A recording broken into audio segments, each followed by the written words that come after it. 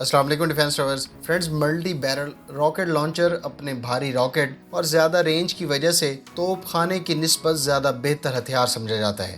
کچھ لوگ یہ جان کر حیران ہوں گے کہ multi barrel rocket launch system سے کی گئی بمباری جنگی طیارے کے ذریعے کی جانے والی بمباری کے برابر سمجھی جاتی ہے۔ اس ویڈیو میں ہم پاکستان آرمی کے زیر استعمال راکٹس کی بات کریں گے۔ ان راکٹس کی اقسام، ان کی صلاحیتوں کے علاوہ اس پہلو کو بھی ڈسکس کریں گے کہ کیا پاکستان ان راکٹ سسٹمز کو فلسطین کو پرووائڈ کر سکتا ہے یا نہیں۔ So let's start.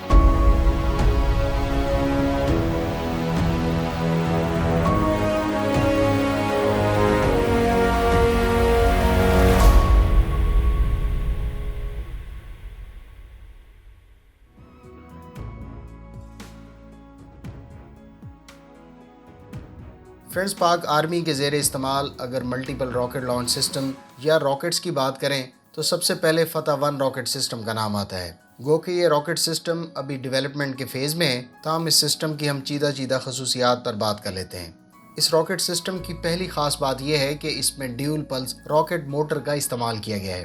آپ نے اکثر فائٹر جیٹس کو ٹیک آف کرتے ہوئے دیکھا ہوگا۔ ایئر کرافٹ شروع میں ٹیک آف کرتے ہوئے نہ صرف زیادہ رفتار پکڑتے ہیں بلکہ ان کے انجن سے شعلہ بھی نکل رہا ہوتا ہے۔ دراصل اس وقت انجن زیادہ فیول استعمال کرتے ہوئے، زیادہ تھرسٹ جنریٹ کرتے ہوئے طیارے کو جلدی رفتار پکڑنے اور تیزی سے ٹیک آف کرنے میں مدد دیتا ہے۔ پھر بعد میں یہ شعلہ غائب ہو جاتا ہے اور طیارہ اپنی رفتار برقرار رکھتے ہوئے کم فیول استعمال کر کے محو پرواز رہتا ہے۔ بالکل اسی ٹیکنیک کا استعمال اس راکٹ سسٹم میں بھی کیا گیا ہے۔ لیکن یہاں ایک اہم بات اور ہے، اور وہ یہ کہ ایئر کرافٹ تو مائع یعنی لیکوڈ فیول سے چلتے ہیں، لہٰذا ایکسلریٹر کی مدد سے آپ ان کی رفتار کم یا زیادہ کر سکتے ہیں، جو ظاہر ہے کہ فیول کنزمپشن پر بھی اثر انداز ہوتی ہے۔ مطلب آپ جتنا ایکسلریٹر دبائیں گے اتنی اس طیارے یا متعلقہ گاڑی کی رفتار تیز ہوگی اور اس کا فیول بھی زیادہ خرچ ہوگا۔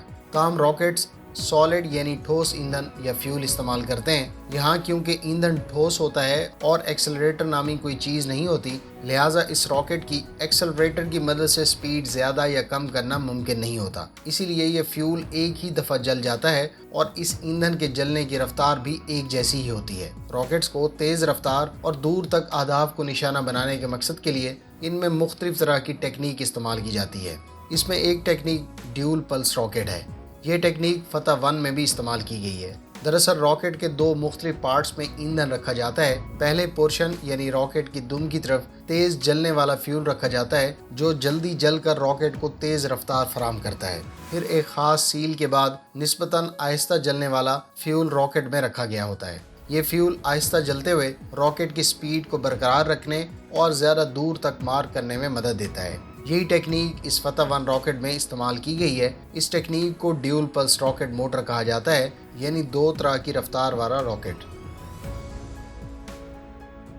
فرینڈز، فتح 1 سسٹم کی دوسری خاص بات، اس سے ایک ہی وقت میں کئی راکٹس فائر کیے جا سکتے ہیں۔ یہ وہ صلاحیت ہے جس کی مدد سے دشمن کے ٹھکانوں پر بیک وقت کئی راکٹس فائر کر کے اس کی کمر توڑی جا سکتی ہے۔ ایک اور خاص بات اس سسٹم کی ایکوریسی ہے۔ اس طرح کے لانگ رینج اور پریسیشن راکٹ سسٹم کی بدولت دشمن کی فارورڈ پوزیشنز اور ایئر بیسز کو چند منٹوں میں تباہ کیا جا سکتا ہے۔ چونکہ یہ ایک شوٹ اینڈ سکوٹ سسٹم ہے، لہٰذا اس سے چند راکٹس فائر کر کے اس کو فوری طور پر دوسری جگہ موو کیا جا سکتا ہے۔ فتح 1 multiple rocket launch system Pakistan کی خان لیبارٹری اور نیسکوم نے مل کر تیار کیا ہے۔ اس guided multiple rocket launch system سے 140 کلومیٹر دور ہدف کو نشانہ بنانے والے پریسیشن راکٹ کا کچھ عرصہ پہلے ہی کامیاب تجربہ کیا گیا ہے۔ اس روایتی وار ہیڈ لے جانے والے سسٹم کی کامیابی سے پاک آرمی کو دشمن کو دور سے ہی تہس نہس کرنے کی صلاحیت حاصل ہو گئی ہے۔ یہ سسٹم برِ صغیر میں سب سے زیادہ رینج رکھنے والا ملٹیپل راکٹ لانچ سسٹم ہے۔ اس کی ایکوریسی بھی شاندار ہے۔ اس کی ایکوریسی کو ISPR کی جانب سے ریلیز کی جانے والی فوٹیج میں بھی دیکھا جا سکتا ہے۔ میرے مطابق اس سسٹم کو بنیادی طور پر ایٹمی وار ہیڈ لے جانے والے ٹیکٹیکل میزائل نصر سے انسپائر ہو کر بنایا گیا ہے۔ یہ پاکستان آرمی کے آرٹلری یونٹس کو روایتی اعتبار سے شاندار صلاحیت دیتا ہے۔ اگر پاک آرمی کی جانب سے اس سسٹم کو مشرقی سرحد پر تعیناتی کے تناظر میں دیکھیں تو یہ نہ صرف 140 کلومیٹر کے فاصلے پر दुश्मन की सरहदी हदूद के अंदर मौजूद एयर बेसेस, अहम ठिकानों और फॉरवर्ड पोर्ट्स को पिन पॉइंट एक्यूरेसी से निशाना बना सकता है, बल्कि इन रॉकेट्स की बारिश करके दुश्मन के दिफाई निज़ाम को किसी हद तक गैर फाल करने के अलावा इस निस्बतन कम खर्च निज़ाम से ज़्यादा बेहतर और बड़े नताइज हासिल किए जा सकते हैं। वाज़ेह रहे कि पाकिस्तान अनकरीब इस फतह 1 वर्जन के बाद फतह 2 भी मुतारिफ करवाने का ख्वाहिशमंद है। इतलात के मुताबिक इसमें वार हेड के वज़न में इजाफे के साथ साथ इजाफी रेंज भी देखने को मिलेगी।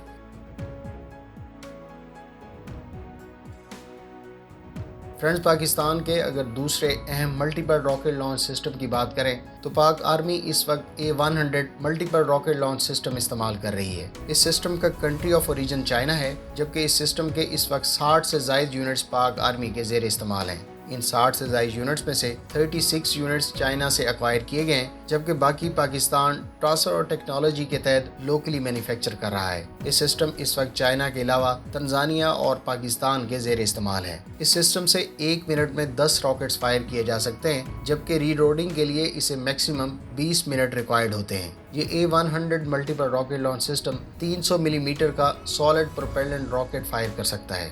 ये रॉकेट कम से कम 40 जबकि ज़्यादा 100 किलोमीटर दूर अपने अहदाफ को निशाना बनाने की सलाहियत रखता है। इस मल्टीपल रॉकेट लॉन्च सिस्टम के रॉकेट की लेंथ 7.3 मीटर जबकि इसका वज़न 840 किलोग्राम है।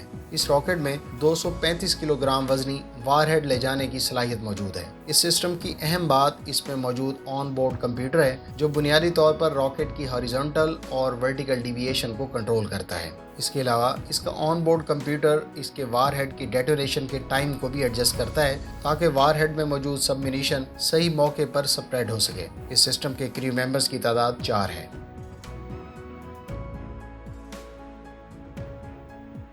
फ्रेंड्स, पाक आर्मी के पास multiple rocket launch system category में तीसरा सिस्टम पाकिस्तान आर्मी का सबसे पुराना और ज़्यादा इस्तेमाल किए जाने वाला KRL-122 multi barrel rocket launch system है। दरअसल सर्द जंग के दौरान BM-21 सबसे मशहूर multi barrel rocket launch system था, लेकिन सोवियत यूनियन पाकिस्तान को किसी भी सूरत अपना ये सिस्टम देने के लिए तैयार नहीं था। लिहाजा पाकिस्तान आर्मी ने इसी तर्ज का अपना मुल्की साख्ता मल्टी बैरल रॉकेट लॉन्चर बनाने का फैसला किया। ये मिशन कहूटा रिसर्च लेबॉर्ट्री, जिसको खान रिसर्च लेबॉर्ट्री भी कहा जाता है, उसको दिया गया। KRL ने चंद साल में ही एक बेहतरीन मल्टी बैरल रॉकेट लॉन्चर बनाकर पाक फौज के हवाले कर दिया। यह रूस के BM-21 से भी कई गुना ज़्यादा बेहतरीन समझा जाता है। पाकिस्तान ऑर्डिनेंस फैक्ट्री, जिसको POF कहा जाता है, उसने इस रॉकेट लॉन्चर में इस्तेमाल होने वाला यरमूक रॉकेट बनाया है, जिसकी कम से कम रेंज 40 किलोमीटर है। याद रहे कि रूस के BM-21 के रॉकेट की रेंज सिर्फ 20 किलोमीटर थी।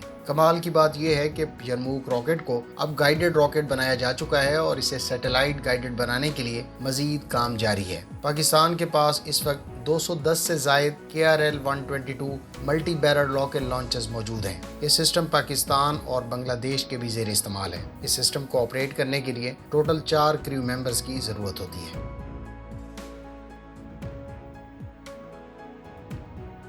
फ्रेंड्स, फ़लस्तीन के रॉकेट्स के बारे में तो आप जानते ही हैं और इस हवाले से हम पहले ही आपको एक वीडियो में आगाह कर चुके हैं। ताहम ज़्यादातर रॉकेट्स अनगाइडेड और कम स्पीड होने की वजह से उतने ज़्यादा इफ़ेक्टिव नहीं हैं। फ्रेंड्स, वैसे तो फ़लस्तीन को पाकिस्तान या कोई और मुल्क डायरेक्ट असला फ़रोख्त नहीं कर सकता, क्योंकि इस पर अमरीकी पुश्तपनाही से इसराइल ने पाबंदियाँ लगा रखी हैं, जबकि दूसरी सूरत में ऐसे वेपन्स और सिस्टम्स को मुख्तलिफ पार्ट्स की सूरत में स्मगल करके पहुँचाया जा सकता है। ताहम ये भी इस लिहाज से नामुमकिन है कि फ़लस्तीन के पास जो बचे कुचे इलाके रह गए हैं, उनके आसपास भी इसराइली अमल दखल है, जबकि मिस्र और उर्दन से ऐसी किसी सप्लाई को यकीनी बनाने के लिए इन दोनों ममालिक की रजामंदी और सपोर्ट ज़रूरी है, जिसके इम्कानात नज़र नहीं आते। ताहम फ़लस्तीन को ऐसे सिस्टम्स की अशद ज़रूरत है, लेकिन मेरे ख्याल से इसका कोई हल निकाला जा सकता है, जैसा कि माजी में ईरान के बारे में इतलात हैं कि उसने हमास को मुख्तलिफ रॉकेट्स इनडायरेक्टली फराहम किए हैं। उम्मीद है इस वीडियो से आपकी इन्फॉर्मेशन में इजाफा होगा। मिलते हैं नेक्स्ट वीडियो के साथ। अपनी दुआ में याद रखिएगा। अल्लाह हाफ़िज़। पाकिस्तान जिंदाबाद।